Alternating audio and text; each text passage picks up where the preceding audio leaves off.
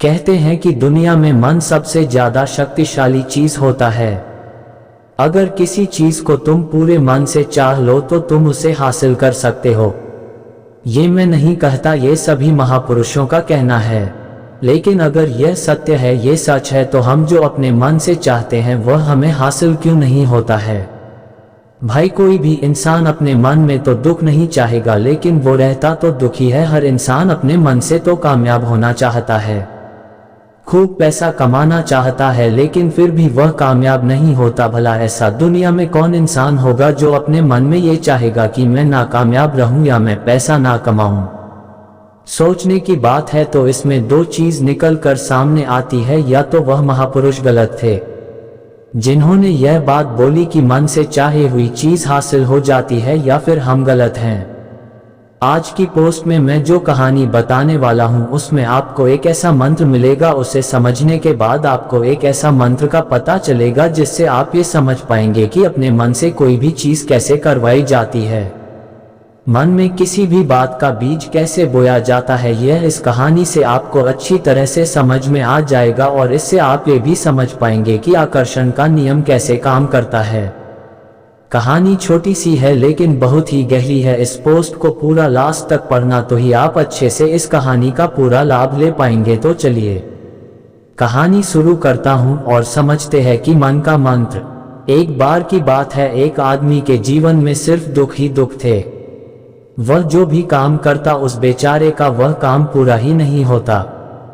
घर में आता तो घर में कलेश बना रहता, किसी से कोई मदद मांगता तो कोई उसकी मदद नहीं करता। ऐसा लगता था कि चारों तरफ से उसके ऊपर दुख का पहाड़ टूट पड़ा है। उसे समझ नहीं आ रहा था कि मैं इन दुखों से कैसे पार पाऊं। वह दिन रात यही सोचता रहता था कि अपने दुखों से छुटकारा कैसे पाना है। इसी कारण से वह रात में सो भी नहीं पाता था। उसकी आंखों के नीचे बड़े बड़े काले घेरे बन गए थे, जो इस बात का प्रतीक थे कि वह आदमी कितना दुखी है और कितना चिंतित है। कभी कभी तो उसके मन में आत्महत्या करने के भी ख्याल आते थे, लेकिन अपने परिवार की चिंता करके वह ये कदम नहीं उठा पाता। वह इतना दुखी हो गया कि उसने निर्णय किया कि वह इन दुखों से छुटकारा पाकर ही रहेगा। इसके लिए चाहे उसे कितनी ही मेहनत करनी पड़े, कुछ भी करना पड़े, चाहे अंगारों पर चलना पड़े, लेकिन इन दुखों से छुटकारा हासिल करके रहेगा। ऐसे ही एक दिन उसने अपने मित्र से पूछा कि मैं अपने जीवन को कैसे सुधारूं। उसके मित्र ने उसे बताया कि तुम किसी बाबा के पास जाओ। बाबाओं के पास ऐसा मंत्र होता है जिससे सारे दुख मिट जाते हैं, जीवन खुशियों से भर जाता है और धन संपदा भी हासिल होती है। तुम किसी ऐसे बाबा को ढूंढ लो, बस तुम्हारा काम बन जाएगा। उस आदमी के मन में यह बात पूरी तरह से पक्की बैठ गई कि कोई बाबा ही मेरा दुख दूर कर सकता है, और इसीलिए उसे किसी भी बाबा के बारे में पता चलता तो वह उस बाबा के पास पहुंच जाता, उस बाबा को अपनी समस्या बताता और उससे उसका समाधान पूछता है और कहता कि बाबा, मैं कुछ भी करने के लिए तैयार हूं, लेकिन मेरी इन समस्याओं से मुझे छुटकारा दिला दीजिए। आप जो कहेंगे मैं वह करूंगा, लेकिन मेरे जीवन को सुधार दीजिए बाबा। उसे कुछ टोने टोट के बताते थे करने के लिए और बदले में दान दक्षिणा ले लेते थे कि यह टोना टोटका करने के बाद तुम्हारे घर में सुख शांति बनी रहेगी। बस इस टोटके को पूरी विधि के साथ करना। वह आदमी घर लौटकर पूरी विधि के साथ टोने टोटके करने लगा, लेकिन बहुत टोने टोटके करने के बाद भी उसके जीवन में कुछ बदलाव नहीं आया। इसके विपरीत उसका जीवन और ज्यादा दुखी हो गया। जो भी बाबा उसे टोना टोटका देता था वह बदले में उससे दान दक्षिणा लेता था, जिससे उसका धन भी धीरे धीरे खत्म हो रहा था। इससे उसके जीवन में दुख और ज्यादा बढ़ गया। तब उसे लगा कि बाबाओं के पास जाने से तो मेरे जीवन में दुख कम होने की बजाय बढ़ते ही जा रहे हैं, तो मुझे क्या करना चाहिए, बाबाओं के पास जाऊं या ना जाऊं। फिर एक दिन एक आदमी ने उसे बताया कि तुम अपने घर में किसी पंडित को बुलाकर हवन करवा लो। हवन होगा, घर शुद्ध हो जाएगा, कोई भी बुरी ऊर्जा होगी घर में तो वह घर से बाहर चली जाएगी। किसी पंडित को बुलाकर पूरे विधि विधान उसे मंत्र उच्चारण कराओ, हवन कराओ, जिससे घर में सुख शांति आए। उस आदमी के मन में यह बात बैठ गई। और उसने एक पंडित को अपने घर पर बुलाकर हवन करवा दिया। हवन अच्छी तरह से संपन्न हुआ। बदले में पंडित ने भी अच्छी दान दक्षिणा ली और उसके बाद वह वहां से विदा हो गया। लेकिन कुछ दिनों के बाद उस आदमी को महसूस हुआ कि उसके जीवन में अभी भी कोई बदलाव नहीं आया है। अब वह आदमी पूरी तरह से दुखी हो गया और ज्यादा परेशान हो गया। अब तो उसे लगने लगा था कि मेरे जीवन में से दुख कभी खत्म ही नहीं होंगे, और यही सोच सोचकर उस आदमी का बुरा हाल हो गया था। फिर एक दिन उसे अपने मित्र से एक ऐसे बाबा के बारे में पता चला जो समाधान बताने के लिए कोई दान दक्षिणा नहीं लेता था। उस आदमी को लगा कि यह बाबा दूसरे बाबाओं की तरह नहीं हो सकता, क्योंकि यह तो दान दक्षिणा लेता ही नहीं, और अगर दान दक्षिणा नहीं लेता तो ये सच में कोई सीधा बाबा होगा। और यही सोचकर वह उस बाबा के पास पहुंच जाता है। जब वह आदमी वहां पर पहुंचता है तो वह बाबा ध्यान में बैठे हुए थे। ये देखकर वह आदमी वहीं पर चुपचाप बैठकर ध्यान से बाहर आने का उनका इंतजार करने लगा। थोड़ी देर बाद बाबा ने आंखें खोली तो सामने एक दुखी और परेशान युवक को बैठे देखा। उसकी आंखों के नीचे काले घेरे देखकर ही समझ गया कि यह आदमी अपने जीवन से कितना परेशान है। उसे संबोधित करते हुए बाबा ने पूछा कि बच्चा, क्या चाहते हो? बाबा के पास क्या लेने आए हो? उस आदमी ने कहा कि बाबा, मैं अपने जीवन से बहुत परेशान हूँ। मैंने इन दुखों को दूर करने के लिए बहुत सारे रास्ते अपनाए, हर वो तरकीब करके देखे जो किसी बाबा ने मुझे बताए, हर वो काम किया जो कोई भी इंसान ने मुझसे करने को कहा, लेकिन मेरे जीवन में दुखों में कोई कमी नहीं आई। बाबा, इसके विपरीत मेरे जीवन में दुखों में बढ़ोतरी हो गई है।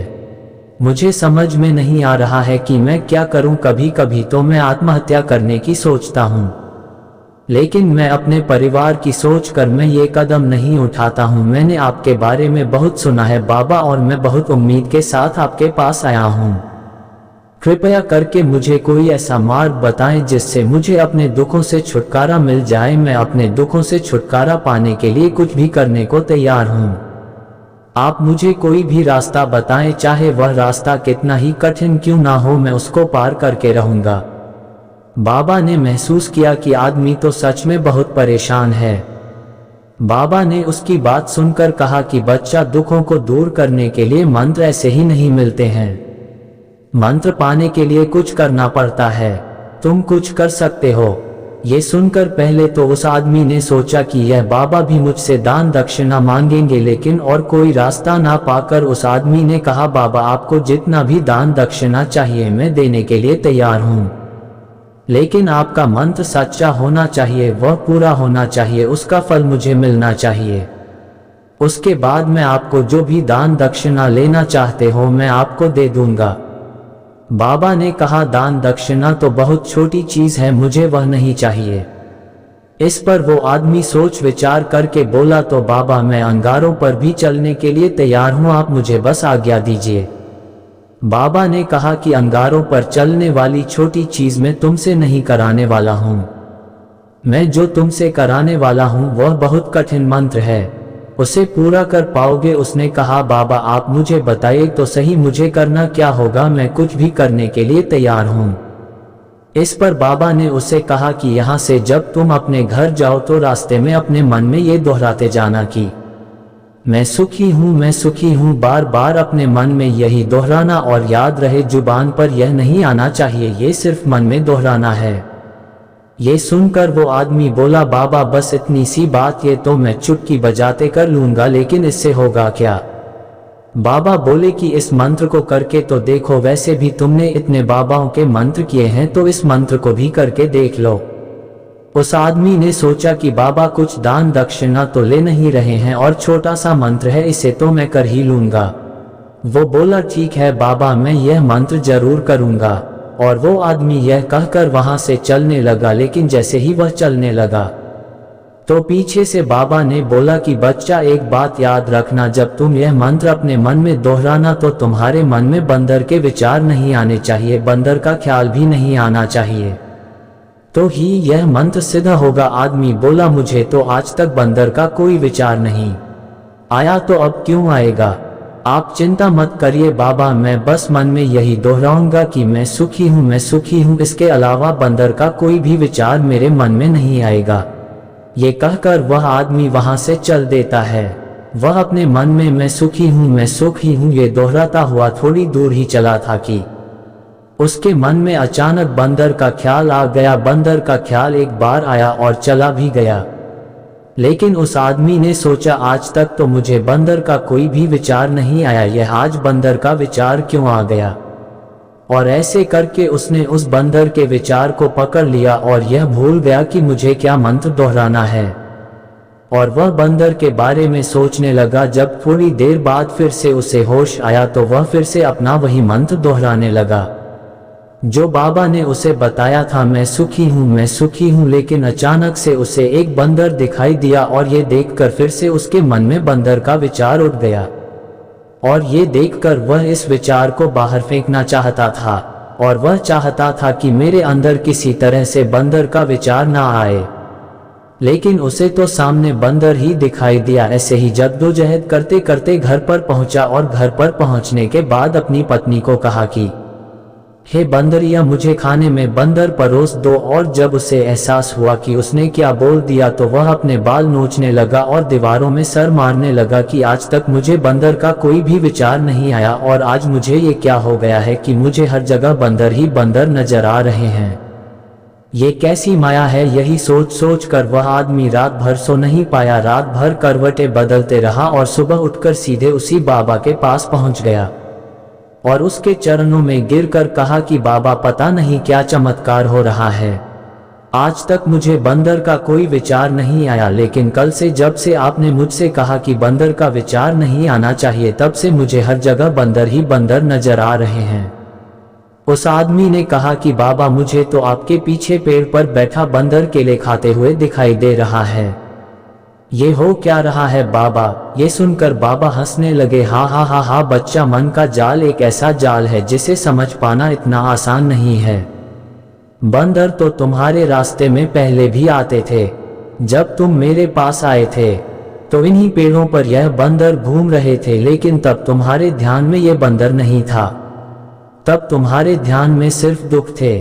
इसके बाद बाबा ने उसे बताया कि बच्चा, हम जिस चीज से भी दूर भागना चाहते हैं वही चीज हमारे मन में बहुत गहरे में प्रविष्ट हो जाती हैं और हमारे अंतर मन में समा जाती है। असल में हम जिस चीज से छुटकारा पाना चाहते हैं उससे छुटकारा इसीलिए पाना चाहते हैं कि वह हमारे साथ बहुत गहरे से जुड़ी हुई है, और हम जितना ही उससे छुटकारा पाना चाहते हैं वह उतनी ही गहरी हमारे मन में बैठती चली जाती है और आखिरकार हमारे अंतर मन में छा जाती है।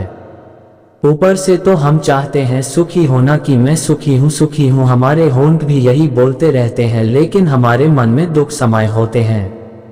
हमारे विचारों में, हमारे मन में दुख ही दुख दिखाई देते हैं। इसीलिए अपनी जुबान से बार बार यह बोलने से कि मैं सुखी हूँ, मैं सुखी हूँ, हम सुखी नहीं होंगे जब तक यह मंत्र हमारे अंतर मन में प्रविष्ट नहीं होगा।